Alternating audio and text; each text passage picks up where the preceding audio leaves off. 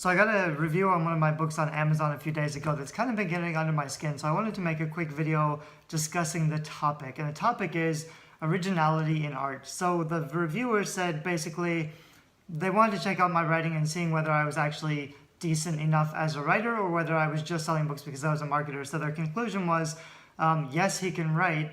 The story is pretty good. But why don't you make something original rather than copying from Twilight? In this case, my very first novel, I deliberately based the basic of my story around the Twilight plot. And it's not about vampires. There's a love triangle, but it's not as obvious. And most young adult fiction, like the reason I took Twilight as an example is that it's one of the best-selling young adult fiction book series of all time. So I took the basic formula without taking any of the specifics. And because I talked about like this is Twilight with mermaids, basically that was kind of part of my pitch, the connection between Twilight was probably a little too obvious in the beginning of the first half. If you actually read the whole novel, there's not a lot of similarity and it changes quite a bit. So the point when I started writing was, and this is true of any great artist in the history of civilization, basically, when you train yourself in a new skill, you should be copying the masters that you want to emulate. So this is the way that famous artists became skilled enough to earn a living with their art, is that they would reproduce works of classic painting and literature to build up their skill, to make sure that they knew what they were doing. And once they got really good at reproducing the work of the great masters, then they had the skill to experiment with new forms of creativity and creation to produce something new. So the problem is when new artists who don't have any skill yet decide to do something new. And this was a problem with modernism in the late 19th century. You had a bunch of artists who maybe they were very skilled because they had gone through a rigorous art education and they had proven that they could copy the old masters with pretty good decency. Like they studied really, really hard, hours and hours of painting to get to a point where they had a skill set. And then they started experimenting with form because there was a collapse of the traditional academic model of art education, and that inspired some artists to rebel against this classical perception of beauty as like the perfect painting was the one that came closest to the ideal subject, like the perfection of beauty, which meant following all the rules so well that you were making something even better than real life. But once you got rid of that classical approach, artists began to just make whatever they wanted, even if they didn't invest the time in improving themselves as artists. So you got a bunch of people who were making something new by forgetting all of the forms and the rules about perspective and making it look realistic and doing the shading and the 3D and making it look, you know, good and proper, like there was a certain way to do it. And they began, you know, spilling colors and paints and making something that was almost unrecognizable. And also there was a divorce from art as beauty, which had a function, which had a form. People would pay for it because it was it had a purpose, which was to beautify the environment. Rather than do that, art became all about self-expression. So you have pieces that weren't beautiful and nobody wanted them in their house, but were still art because they were doing something new. So for a while, doing something new became the definition of art rather than doing something beautiful that people liked, which made it difficult for people to make a living, which is why we have the mythology of a starving artist, is that there are a lot of people who don't have any skills and aren't really qualified who are creating things, and there's no measurable, there's no system of measurement in some disciplines like art to say which is good and which is bad and who we should buy and who we shouldn't buy, which is why in the art world you have the existence of galleries, but they're pretty new because previously people would buy art if they liked it, if they wanted to put it in their house. Then when art became kind of ugly and it wasn't about the beauty, you had to have galleries who could educate the public, who couldn't look at a painting and see, why is this piece valuable? What's the value in the painting? Unless they know the history of why this piece is important, how it changes things, how it, adds to the discussion. Curator had to tell people why the piece was valuable so that people would invest money in it. But that's peculiar to the art world. In literature, it's not quite the same thing. There were certain works of literature, like James Joyce's work, that deliberately strove to break every traditional rule of writing. They had kind of the same period where they had a period of classicism where you had to, the poems had to have a certain rhyme and meter, and everything was very well structured, and you had to learn a certain skill set to prove that you could be a master of the discipline. But then it all broke down, and people were just writing all sorts of different kinds of books without any classical training, without any form or rhyme or reason, almost to the point where there wasn't a story, there wasn't a plot. It became a difficult challenge to read the book. And some of those books, because they were pushing the boundaries and doing something new, we do recognize them as great works of literature now, because at the time they had never been done before. But now we're at a point where most things in literature have been done before, and if you just want to do something new and original, it's not really going to have a marketplace. It's not really going to be something that no one's ever done before. It's not going to be something that, 200, 300 years from now is a completely new genre of fiction that redefines, civilization's love of writing and literature. And you can try to do that if that's what you want to do. If you want to make something like that and be original without considering adding value to the marketplace, that's definitely something you can do. I like to make money with my fiction, and I've said that, like, the purpose. I was at a conference this weekend and people were asking each other, what inspires you? Why do you do what you do? Why do you do what you love, etc. I've done what I loved for the first 10 or 20 years of my life. I did that for a long time. It was great. I studied philosophy, I studied art history, and I painted a lot. I studied classical fine art in Italy. I studied literature. I got my PhD in literature. So I've read a lot of all the different kinds of books to learn kind of an expression of the medium, but also to become a better writer. But by better writer, I mean I want to be able to tell better stories that more people enjoy. And when I say I focus on the money, all that means is I want to become so good at my craft that people are happy to pay for my books because my books are so damn enjoyable. I'm not there yet. I'm not as good of a writer as I want to be, but I also know the way to get there is to study the books that are really successful in my genre, that readers love, that become bestsellers for multiple years, like the Twilight series was, and to take the basic rules of the genre and see what they're doing with the structure and see what they're doing with language and see how I can do better. So I want to find the bestsellers and I want to examine what they're doing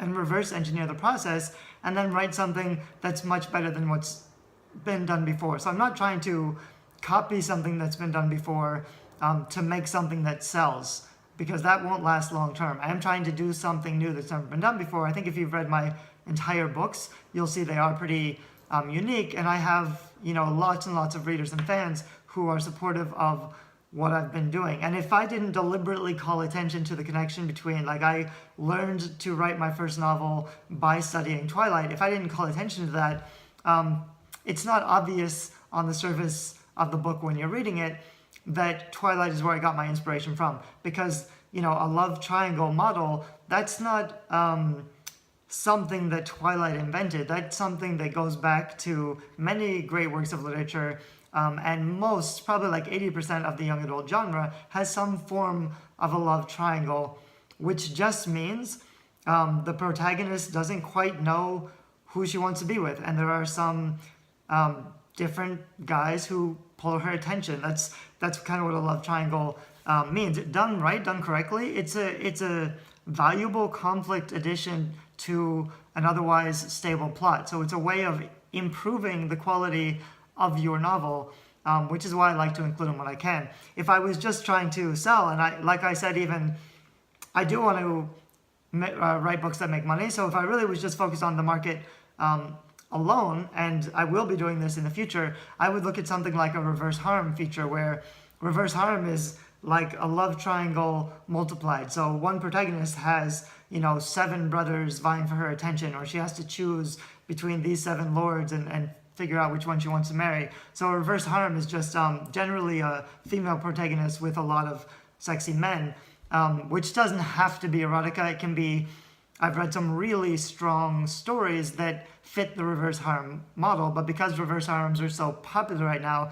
if you write that kind of book and call it a reverse harem novel, you'll sell 3 or 4 times more novels than you would have if it was just a young adult novel with a love triangle. And it's funny because readers say they don't like love triangles, so they avoid them. So if you say like, this book has a love triangle as a selling feature, that won't be popular because readers, on the surface, they're sick of them being done poorly. But like I said, done well, it's just a very easy plot device to improve your fiction. So someone asked me on my Facebook page today, and I've seen this topic so many times, but basically, what are some tropes or cliches of your genre that you think you should avoid? And my response was, I try to hit all of the tropes and cliches of my genre. I just like to do them better than anybody else. There's a reason that tropes and cliches are in best-selling works of fiction, because they work really well as storytelling devices to engage readers. And just because they're done a lot doesn't mean they shouldn't be done anymore. Doing something new and not doing any cliches and tropes means you're not giving readers anything recognizable that they enjoy about the genre you're writing in. So if you try to do a genre-specific book but skip all the cliches and tropes and do something completely new, it's not really going to hit the genre. The readership isn't going to like it very much. So I don't think you should avoid copying the masters. I think you definitely should improve your craft and get better as a writer by studying best-selling fiction, seeing what they're doing right, seeing how they structure their plots and what plot devices they're using to make their stories gripping and entertaining. And then you make notes of that. Read the top 10 bestsellers in your genre. I'm always reading, whatever the new bestseller is this month in my genre. I'll buy those books and make sure I'm reading them to know what readers like, and I can see why this book is so successful. And then I want to make sure I write more books like that, because writing, I don't think, is a personal ambition. I don't think writing is a personal development task. I don't write to become a better person or to learn about myself. I write as almost a spectator sport. I write to entertain an audience, and the more people I can entertain, the more money I make. So when I say I focus on the money, it's not about the money. It's about providing more value to more people, deliberately, by knowing what the audience wants and by knowing my genre and by studying the market. If you don't do any of that and you're just determined to do something original, you're going to make something that nobody wants. Maybe it's really original. Maybe it's high quality writing.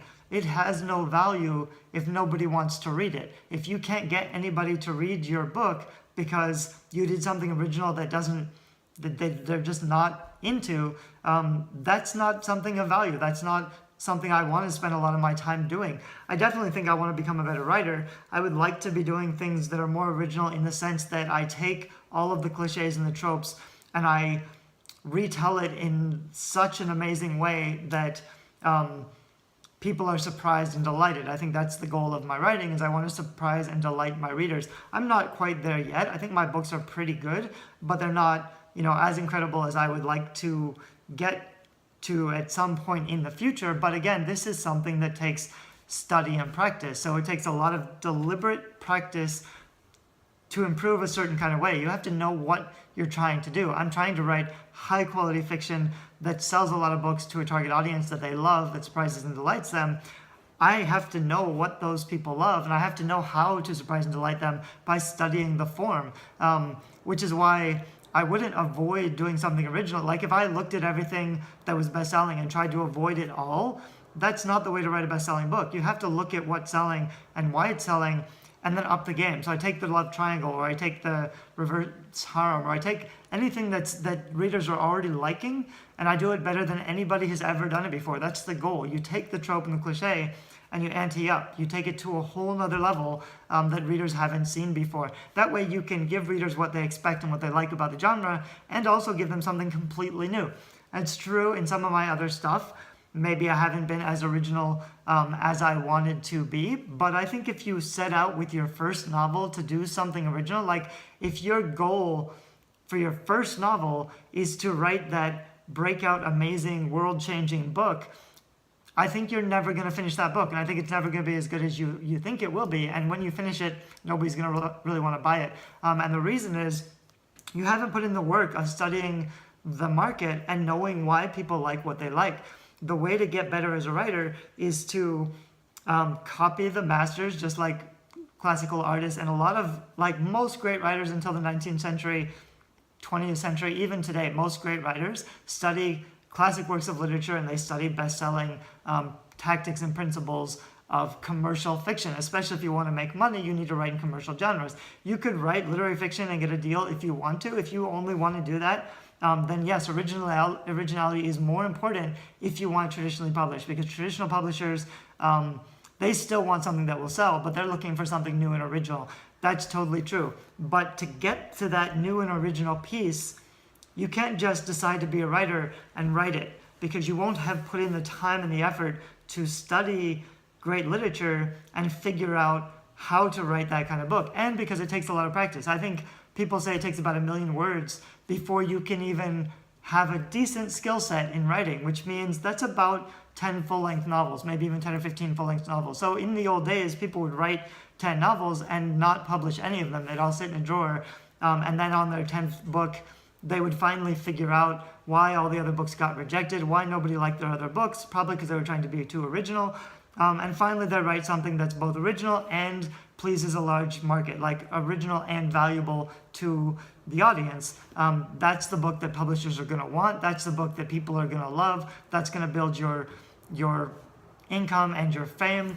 But I think you can deliberately write those books faster if you're intentional about what kind of books you're trying to write. So the first, I've written maybe 4 or 5 full-length novels, probably 500,000 words.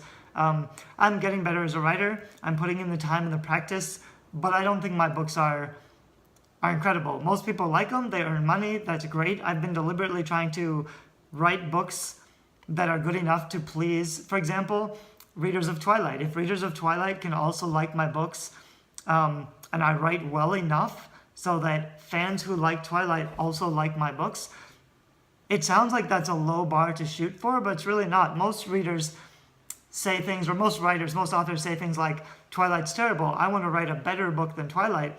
But that's a mistake. If you don't understand why certain stories are resonating with people, if you don't know why Twilight's, depends on what genre you're writing. If you're writing young adult paranormal romance like I am, you better understand why Twilight sold so many copies. If you think you can do better than Twilight and write a higher quality book, that probably means you don't understand story or what readers actually want. So you're going to write a book that isn't as good as Twilight because less readers like it, less readers are satisfied by it. So my bar, like my first book publishing, I wanted a book that was as good as Twilight. And because Twilight has a huge audience, so if I can pull a lot of that audience with a book that's similar to Twilight, maybe my book is a little bit derivative, maybe it's not completely mind-numbingly original, but I can also build an audience by giving them something pretty good and pretty stable, comfortable, that's good enough to satisfy them, and also reminiscent of something that they're already familiar with. They follow me, they get on my fan list.